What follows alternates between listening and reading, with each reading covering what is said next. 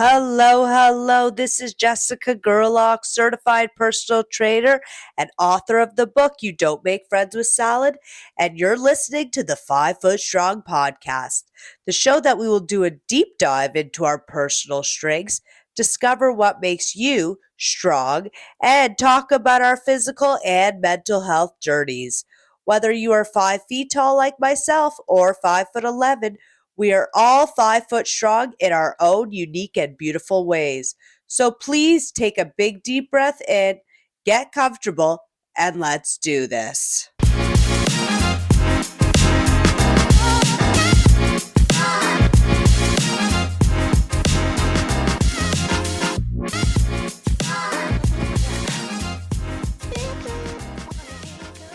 Hello, hello, and welcome back to the 5 Foot Strong podcast. I am your host, Jessica Gerlach. On today's episode, I have a very cool guest. Gord is an artist, a mental health coach and advocate, and a former educational leader for one of the largest school boards in Ontario. While he was working as a principal, Al rediscovered his childhood passion for art as a way to offset some of the stresses in his professional career. Realizing that his health and his happiness and his control over his time and helping others were driving forces for him, Al began a personal journey to find out what would make him most fulfilled and overall happy in life. In 2019, Al left his career in education to focus on his art. Since then, Al's art has been exhibited in shows around the world. He has been featured in various art publications, and he has supported numerous charities worldwide with his paintings. Simultaneously, his desire to continue to help others has led him to become a mental health coach and advocate with a focus on individuals with ADHD. I would love to welcome Al Gord to the 5 Foot Strong podcast. 1, 2, 3, 4.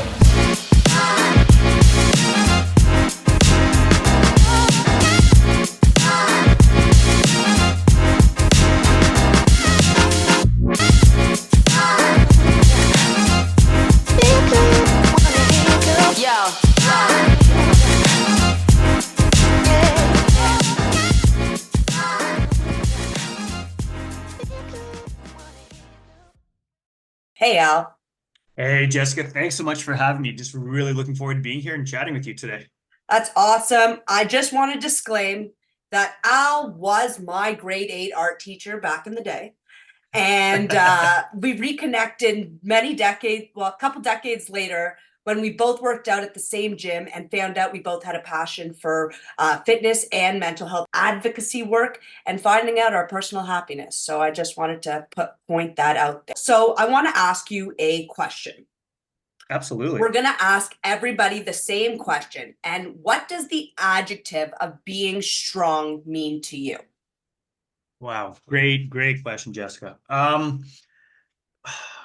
So I guess I want to preface it first of all by saying I know a lot of times when we talk about mental health, people they associate being healthy as being strong. And for me, when I take a look, when someone is dealing with a difficult time period, it's not about being weak or strong. It's about being healthy or not healthy. At least that's my take on it. So for me, it's not about necessarily the state we're in, but it's rather the journey we choose to take.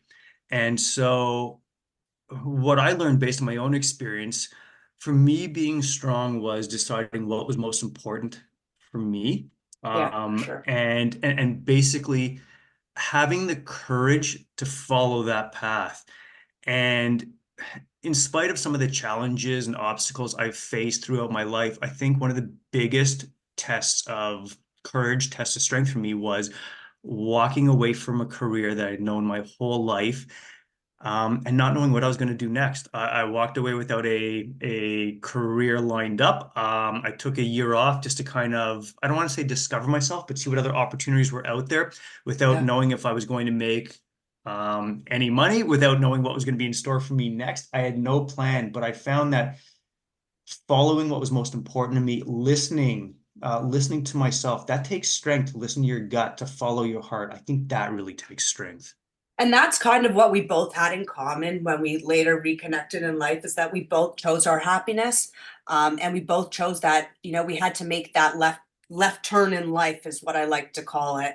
How did you finally make that decision to leave a career you were with?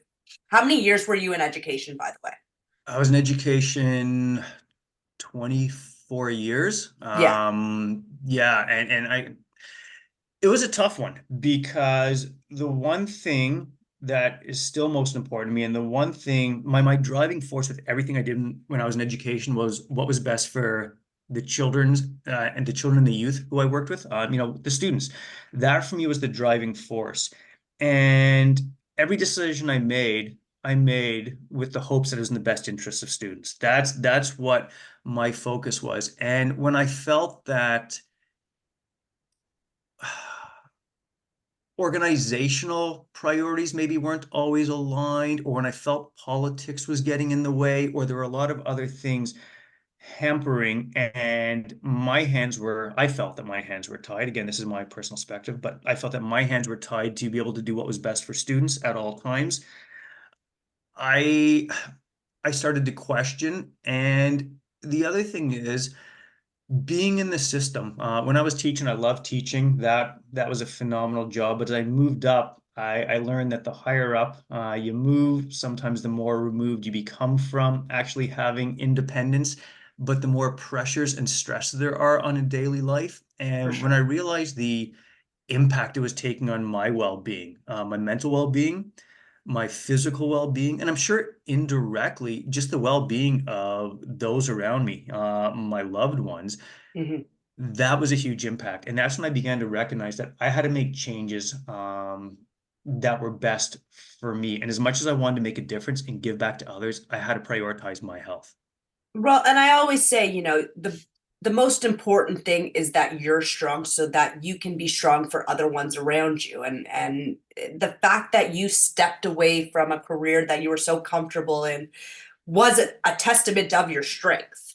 And I really truly do believe that. And what when you were I mean, you said you were happy as an educator, but as you moved up, it became impacting your mental health.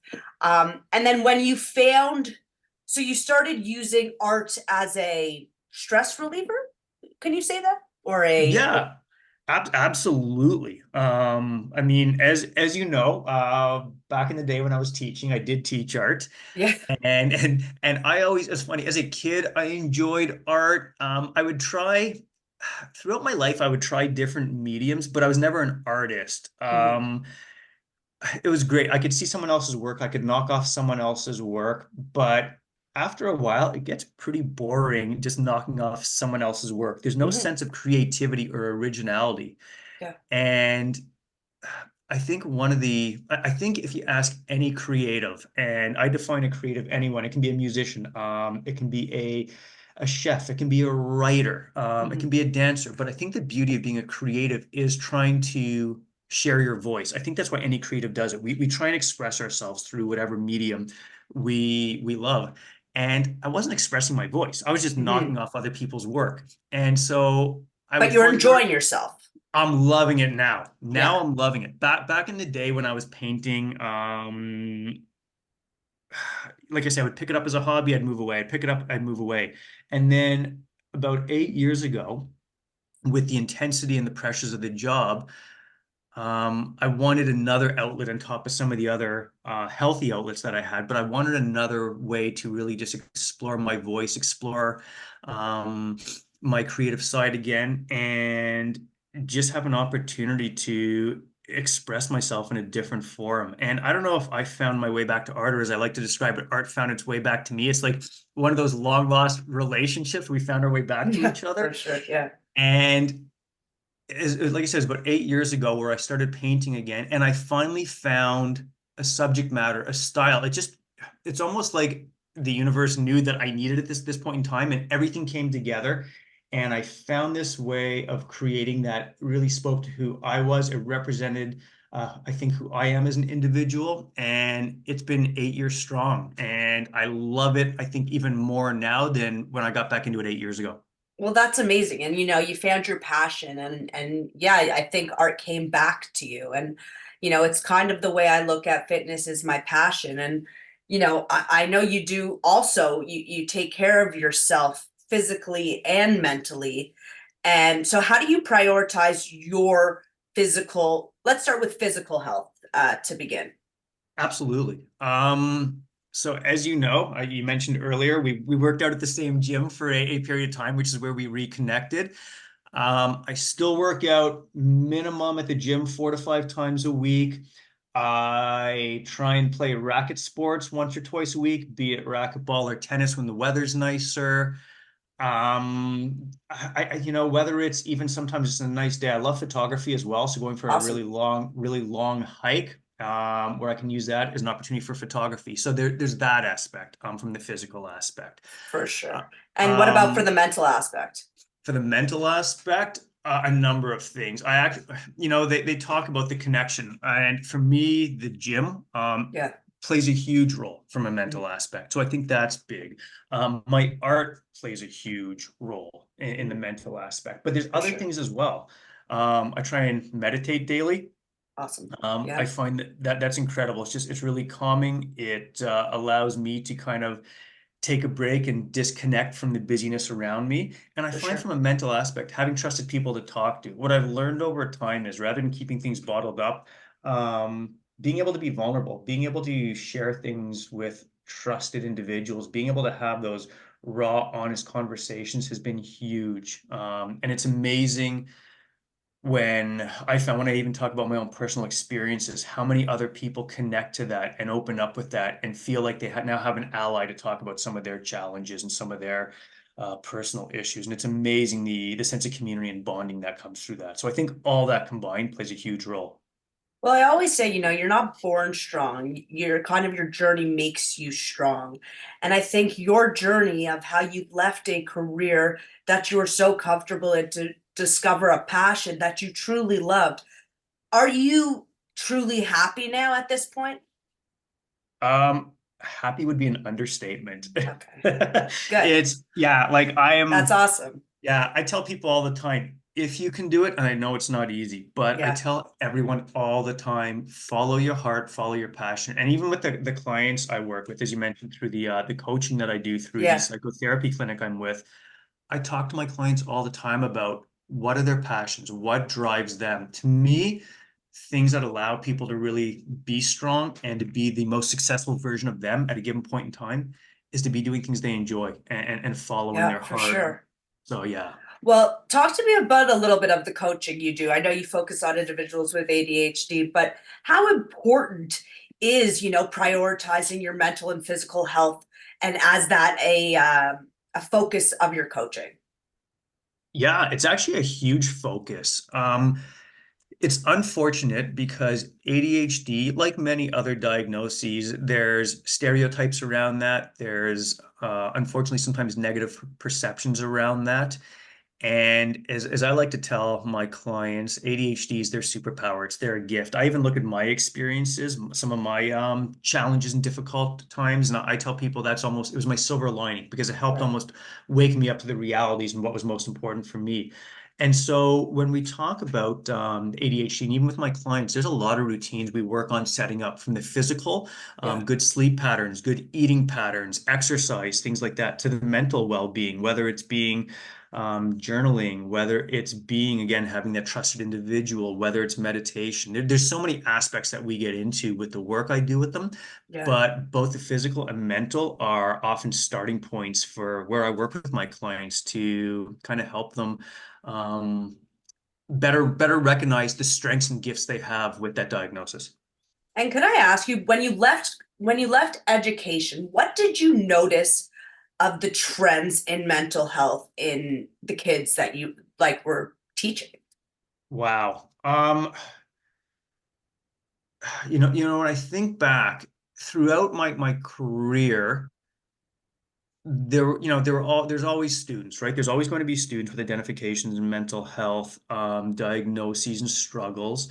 Um, but to me, it seemed that there were more and more students Mhm. receiving diagnoses. We were seeing more and more students with anxiety diagnoses, depression diagnoses, more and more behavioral Mhm. diagnoses, but even a lot of behavior with children is actually a manifestation of anxiety or depression. They just don't know how to express themselves the way an adult might. So to me, it seemed to be increasing.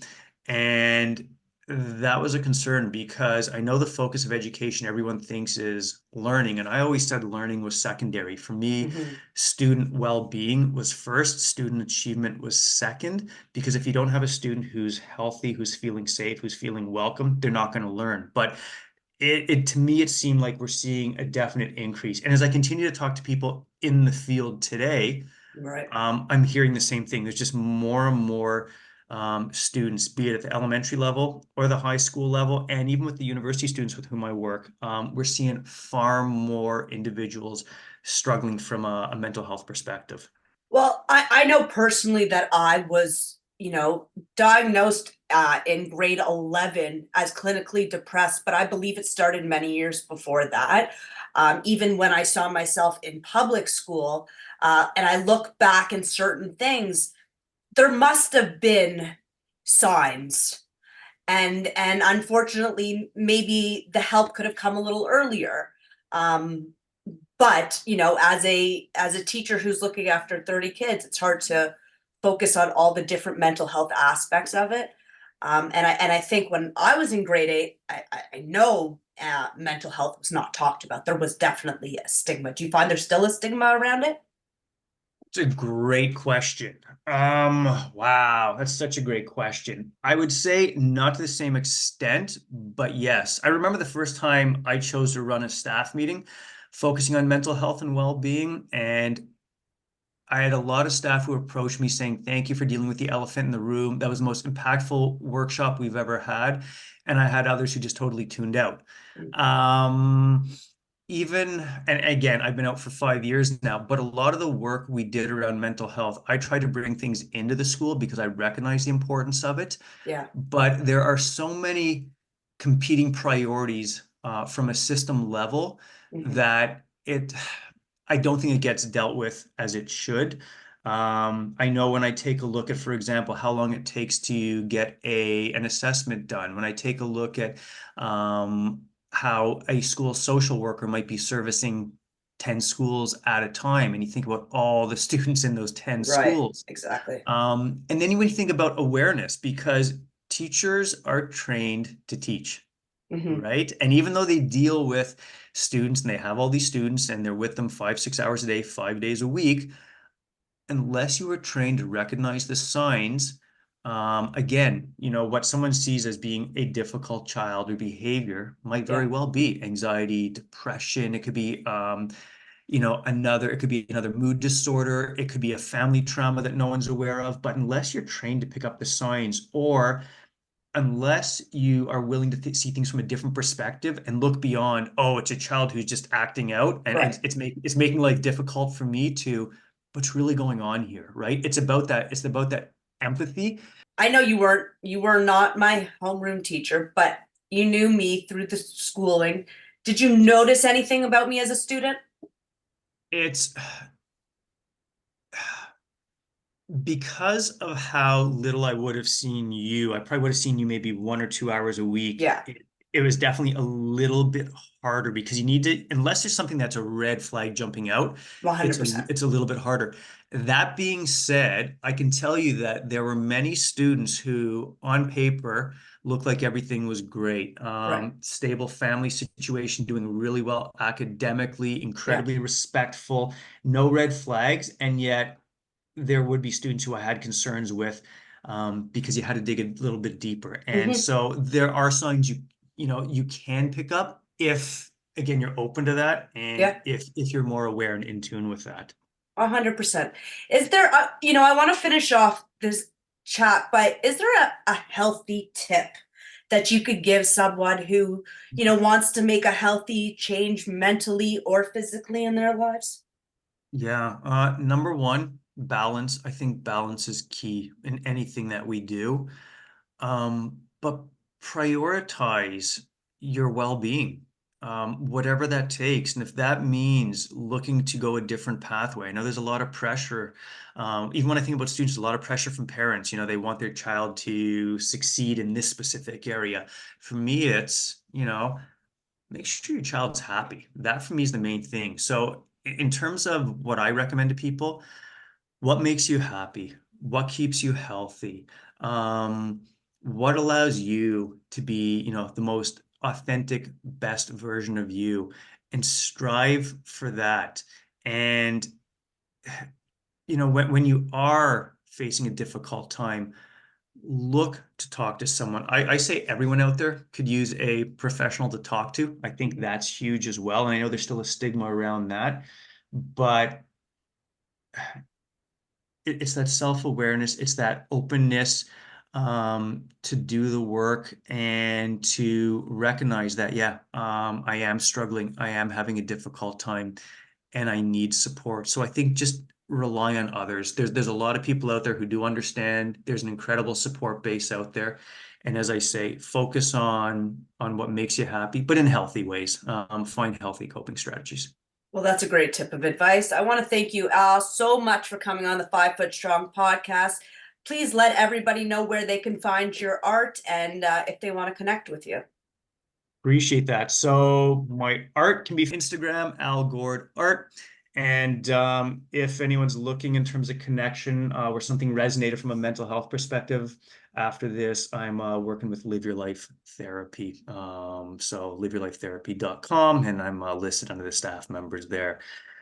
Well, I want to thank you so much, Al, for coming on the 5 Foot Strong podcast. Is there anything you want to finish off by saying? I want to thank you for inviting me. I feel really honored and privileged to be part of this. It's amazing just seeing, again, looking back at, what, 20 plus years or whatever it's Yeah. been, and just seeing the things you're doing from, just being a role model for individuals out there, for making a difference in the community at large, with the mental health community. Seeing you having authored your first book, now doing the podcast, it just honestly puts a smile on my face seeing all the successes that you have. And it speaks to how it's about following your heart, following your passions, and carving out your own path. And it may be atraditional compared to what society sees, but I say again, just follow that pathway. So honestly, I'm so thrilled to see what you're doing. I really It's amazing doing appreciate it. that. It's we've both come a long way, but we both followed our passions, and I think that's the most important thing. And again, thank you so much. Thank you. 1, 2, 3, 4.